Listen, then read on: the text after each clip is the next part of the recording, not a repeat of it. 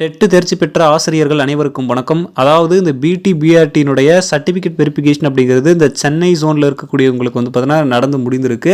அவங்களுக்கான கவுன்சிலிங்கும் இந்த மாத இறுதிக்குள்ளே நடந்து முடிஞ்சிடும் அப்படிங்கிற மாதிரி சொல்லியிருக்காங்க. ஸோ மற்ற ஏரியாவில் இருக்கவங்களுக்கு எப்போது அந்த சர்டிஃபிகேட் வெரிஃபிகேஷன் நடக்கும் அப்படின்னு பார்த்தீங்கன்னா ஃபர்தராக இதுக்கு மேலே தான் ஸ்டார்ட் பண்ணுவாங்க. அதே மாதிரி உங்களுக்கு காண்டாக்ட் பண்ணுவாங்க. சரி, அதே மாதிரி இந்த சான்றிதழ் சரிபார்ப்புக்கு சர்டிஃபிகேட் வெரிஃபிகேஷன் சிவிக்கு தேவையான ஆவணங்கள் என்னென்ன அப்படின்ட்டு நிறைய பேர் கேட்டுட்ருக்கீங்க கமெண்ட் மூலமாக.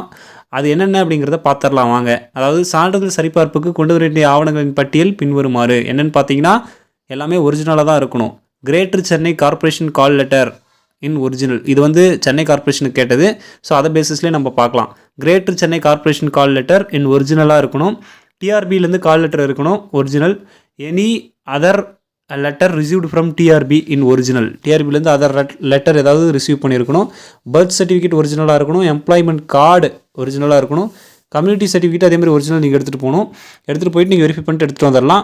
10th சர்டிஃபிகேட் மார்க் ஷீட் ஒரிஜினலாக இருக்கணும். 12th சர்டிஃபிகேட் மார்க் ஷீட் ஒரிஜினலாக இருக்கணும்.